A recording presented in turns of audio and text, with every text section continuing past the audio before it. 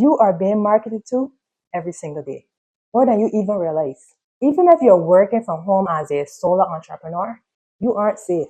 You scroll online, right? And what do you see? There are ads everywhere. Fast food, snacks, quick fix this, quick fix that. Then you step out to a conference, a client meeting, or a networking event, and the temptation follows you there. You really can't escape it. Did you know that the average person sees 4,000 to 10,000 ads daily? And trust me, they aren't promoting water and vegetables. So yeah, the odds are stacked against you. And when you are trying to eat better and live differently, it gets really tiring. It's not just the donut table or the sweet drinks. It's the pressure when everyone says, come on, it's just one. And you're the only one saying no. So how do you block out the noise and stay focused on your goals? Today, I'm sharing 6 strategies I use to stay on track as a busy entrepreneur going against the grain. They help me to stay focused despite the pressure and plenty of sugar. But listen, the last one is going to take some courage. So I hope you're ready because I'm going to share anyway. Strategy number 1, decide ahead of time. One of the most powerful habits I have built as a busy entrepreneur is this. Don't leave your food choices to the moment. Now, when you're running a business, your mind's already making hundreds of decisions daily, like client calls, content, emails, and invoices. You're mentally tired when you get to that networking event or conference. And when your brain is exhausted, it defaults to what's familiar and offer quick relief, even if it's not good for you. That's when the cookies, pastries, or whatever is on the table suddenly looks like the best idea. Now, when I look back, most of the food choices I wasn't proud of happened when I hadn't set an intention beforehand. I would just go with whatever was in front of me. Because honestly, there weren't many options in the first place. Most finger foods are made with wheat, which I had to cut out. But I would still eat them anyway. And almost every time, I would end up feeling sluggish, frustrated, and disappointed. This is why deciding ahead of time is so important. Before you leave home, set a clear intention, not something vague like I will eat healthy, but a specific plan. For example, I will focus on protein and vegetables and skip the dessert. I will eat before I go out so I'm not tempted by the food. I will have one drink, then switch to water. When you go in with a decision already made, it removes the pressure in the moment. So you do not waste energy debating with yourself. You do not get stuck feeling guilty after, and you're less likely to let one slip turn into a spiral. This strategy helps you avoid decision fatigue, stay consistent with your healthy habits, and show up with confidence even in tempting environments. So the next time you have an event, a client meeting, or work dinner, make a plan and execute it with purpose. That's how you stay on track without the stress. Strategy number 2, change the narrative. Now here's something most people overlook. Your self-talk, which is the way you speak to yourself. This shapes your habit more than you realize. As entrepreneurs, we are used to making tough calls in business. But when it comes to our health, we often slip into a defeating mindset. Like, I can't have that. I shouldn't eat that. I need to do better today. Like, where does that come from? But here's the thing. When you keep telling yourself what you can't do, your brain hears restrictions. It starts to feel like punishment. And let's be honest, no one sticks to anything long term if it feels like punishment. So right now, I'm still figuring out what works for me. I cut out a lot of nuts, grains, and dairy because of how those foods made me feel. Having to cut out so many foods can start to feel frustrating, even discouraging. You're constantly adjusting, and it can start to feel unfair, even isolating. But what I have found that reframing my self-talk makes a big difference. So instead of feeling sorry for myself or focusing on what I can't have, I shift my language. So rather than saying I can't have that, I try to focus on I don't eat that because I prioritize how I want to feel. Now that small change can put you back in control. It moved me from feeling like a victim of food sensitivity to someone who's making powerful, intentional choices. Now think about it. In business, you wouldn't say, I can't work with that client. You will usually say something like, that client is not aligned with where I'm going. So do the same with food. You're not missing out, when you pass on the sugar-loaded table, you are choosing health. You are choosing clarity. You are choosing consistency. Now that mindset builds discipline without feeling deprived. It helps you to stay consistent without resenting the process. So the next time you're tempted or someone asks you why you're not eating something, don't mumble that you're doing something wrong. Say it with confidence. I don't eat that because I like feeling healthy, energized, and in control. Strategy number 3, swap it for something better. So just because you're eating healthy doesn't mean you have to deprive yourself to stay on track. You just need a better replacement. Because sometimes you do want a treat, a little something that is sweet or savory that hits the spot. And when you're out at events or back-to-back meetings, it's easy to grab whatever is in reach, usually the sugary stuff. So here's what to do instead. You can either bring a healthier option with you, or if you know someone else is handling the food, suggest adding something more balanced. So there's at least one choice that works for you. Now when you talk about smart swaps, I'm not talking about something you have to force yourself to eat. Any option that still feels like a treat without messing with your energy. So for example, a square of dark chocolate made from real cocoa and contain about 70% or higher cocoa.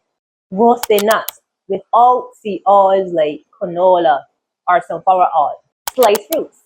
Now these feel enjoyable without the sugar crash. So your brain still gets to reward its craving, but your body stays balanced. So why does this work? Craving doesn't always mean your body needs food. Sometimes they come from habit, like always snacking at a particular time, or emotions like stress or boredom. Your brain starts to expect a treat even when you're not hungry. That's why giving yourself a healthier option that tastes good, something with texture, flavor, and just enough satisfaction can help stop the craving. You're still giving your body something without throwing off your progress. Plus, you don't feel left out when you bring something you enjoy. You're not standing by the cookie table pretending not to care. You are in control because you came prepared. Now, that small act shows you're serious about your goal. It makes navigating those moments like conferences, meetings, a long work day a lot easier. So don't wait for someone to offer you a better choice. Hack it or suggest it. That's how you stay on track without feeling restricted. Strategy number 4, pause and visualize the consequence. Now, sometimes the difference between staying on track and giving in comes down to just 5 seconds. 5 seconds of awareness. So you see the treat. It looks good and smells amazing. And your brain starts shouting, yes, now. That's your reward system kicking in. It wants that quick hit of dopamine. It promises this will feel amazing for 2 minutes. But in that moment, here's what I do. Pause and ask myself, how will I feel in 30 minutes? Is this aligned with the version of me I'm building? Now that teeny pause helped me to shift out of the emotional, reactive part of my brain and bring the thinking side back online. It gives me space to choose intentionally and not impulsively. And sometimes I would even ask myself, am I actually hungry or just tired, stressed, or trying to avoid something? Just naming what is going on makes it easier to stay focused because I'm not just eating for taste, I'm eating for energy, focus, and how I want to show up tomorrow. But also know that when you pause, when you remember who you are becoming, you realize this one choice actually matters and you give yourself a chance to win the moment. So next time you feel that urge, don't just react. Pause, check in, and choose from your vision, not from your craving. Strategy number 5, enjoy the process of eating healthy.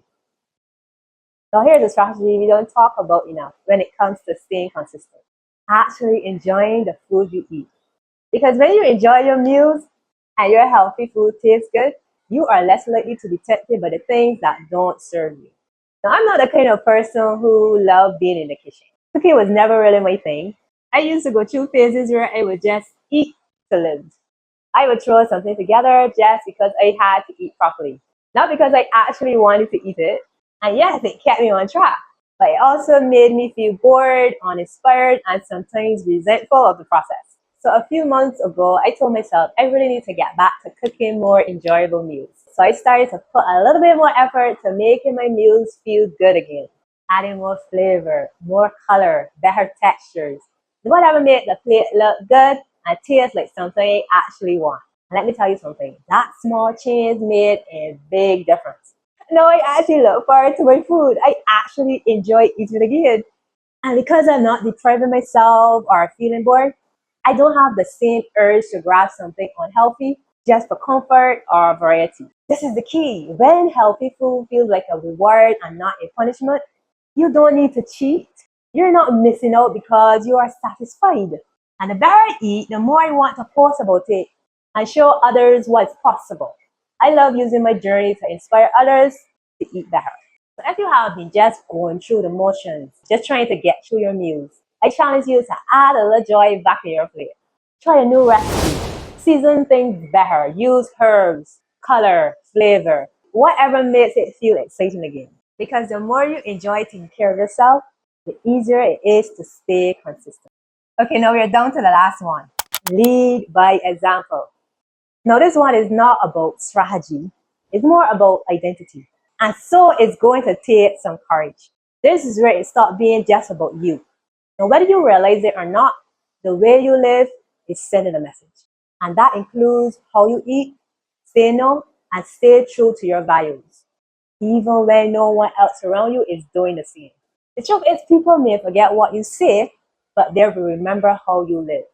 And as an entrepreneur, you're a leader. Your clients, peers, team, and even your audience, they are watching how you move. And in those public moments at the table, in the meeting, at the event, when you say no to something that doesn't align with your goals, you're not just protecting your health. You're showing what it looks like to follow through on your values, even when it is not easy or popular. Because the reality is we don't teach healthy habits by lecturing. We teach them by living them. When I say no to what doesn't serve me, I'm saying yes to being a model of integrity. Even your friends or colleagues, when they see you own your choices without apology, it gives them quiet permission to do the same. There's no need for all the drama, no need for the long explanation, just consistent action. And here's something else to remember. Leadership starts with leading yourself. Before you can lead a team, influence others, or inspire change, you must be able to lead yourself. That starts with small, powerful decisions like what you choose to eat. Because the way you treat yourself at the table says a lot about how you show up everywhere else. It builds respect, trust, and over time, it builds influence that speaks way louder than words. Now, this doesn't mean you have to be perfect, but it does mean choosing to stay consistent when it matters most. So the next time you're in a space where everyone is indulging and you feel like the odd one out, remember, you're not just making a decision for your benefit. You're planting seeds for the people watching you, whether it's your partner, team, or even someone you have never spoken to. That is real leadership. That is how legacy is built. And it starts with one simple choice at the table. So if you're tired of starting over, falling off track every time business picks up, and feeling like your health always takes a hit when life gets full, then it's time to build habits that scale with your life and business. So what do I mean by that? I'm talking about habits that can grow with you. Habits that don't fall apart when your calendar is packed or your energy is low. Habits that support your health and your hustle without adding more stress. If that's what you need, join my upcoming live masterclass, Build Habits That Scale.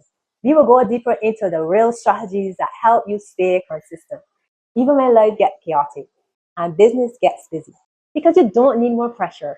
You need a system that works. So use the link in the description to secure your spot now. Let's build habits that match the vision you're working so hard to create.